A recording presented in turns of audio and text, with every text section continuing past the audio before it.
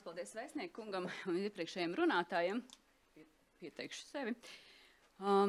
Vēstnieku kungs, priekšnieku kungs, dāmas un kungi, visi, kas mēs šeit esam pulcējušies dienu pirms starptautiskās pretkorupcijas dienas. Mēs esam pulcējušies viesnīcā Rīdzene, kas nav izvēlēta nejauši, protams, jo sabiedrībā viesnīca Rīdzene, jeb drīzāk Rīdzenes sarunas, asociējas, protams, ar kādu pagriezienu punktu cīņā ar korupciju.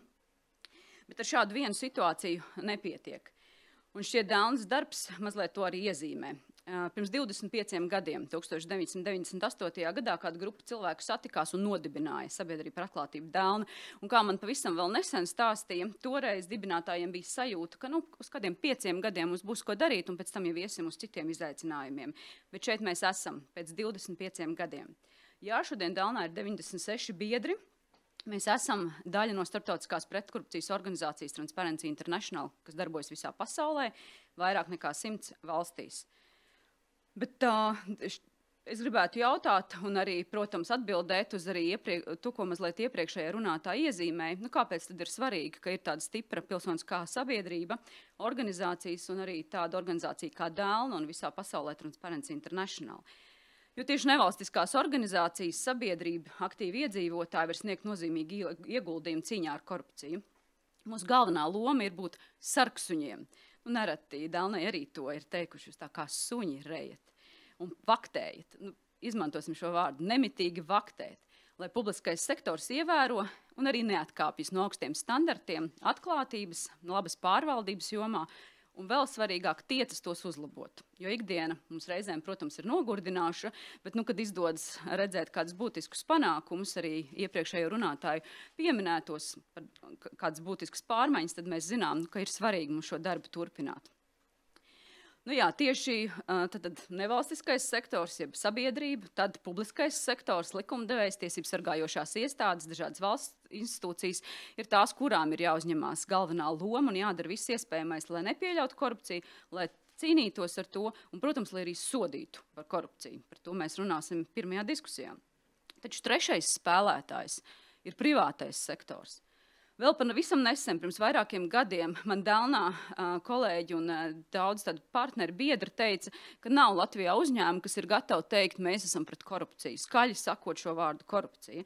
Taču pēdējos gados situācija ir mainījusies, un šodien otrajā mūsu diskusijā mēs redzēsim, ka tieši privātā sektora pārstāvji sēdīsies pie galda un runās par to, ko tad cīņa ar korupciju nozīmē privātajam sektoram. Vairāk dati rāda, kā jau jūs zinat, korupcijas uztveres indeksā, ka privātajam sektoram arī ir jāuzņem šī iniciatīva cīņā pret korupciju. Tieši tāpēc arī balstoties šajos datos un pētījumos un rezultātos arī Dēlna saka, ka privātajam sektoram ir aktīvi jāiesaistās, un Dēlna ir uzsākusi iniciatīvu tieši privātajam sektoram nulles tolerants pret korupciju, kur mēs tā lēnām apvienojam tos uzņēmumus, kur ir gatavi pret to iestāties publiski. Tātad visiem publiskajam sektoram, privātajam sektoram un nevalstiskajām organizācijām ir aktīvi jāsadarbojas. Un šī diena, lai ir kā piemērs, kur mēs sēžam vienā telpā vai 300 kādi dalībnieki tiešsaistē un runājam par to, kā tad mēs to varam darīt labāk. Un kāpēc šodien un kas ir tas jautājums?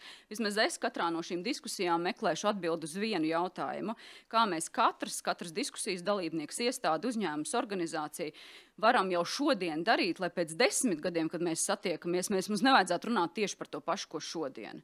Tieši par tām pašām problēmām, risinājumiem, kas nepieciešamiem un atbildībām, kas ir jāuzņemas. Ir ļoti būtiski, ka mēs šodien mērķtiecīgi un apzināties uzsākam šo ceļu, lai pēc 10 gadiem vai pēc gada varbūt jau mēs esam lepni teikt, ka mēs turpinam un vēl vairāk attīstam iesāktās pārmaiņas, lai arī tas Latvijas korupcijas uztveres indeksa rezultāts uzlabotos.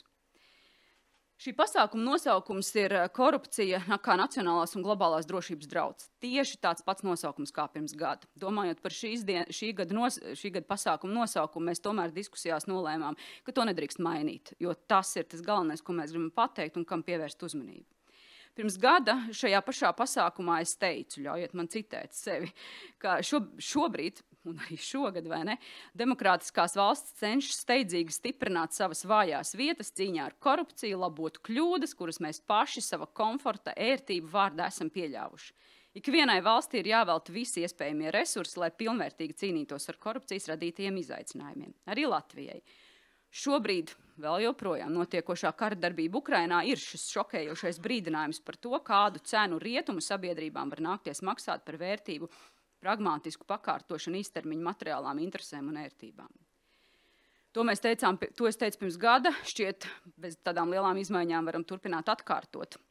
Bet, lai mūsu trešais bloks mūsu programmā, mūsu viesis Olivers Bulo, izmeklējošais žurnālists un grāmatu autors no Lielbritānijas, ieklausīsimies viņā. Viņš dalīsies ar savu pētījumu rezultātiem un piemēriem, lai mēs pārliecinātos, ka šis manis teiktais nav tikai teorija un tādi apaļi skaisti vārdi.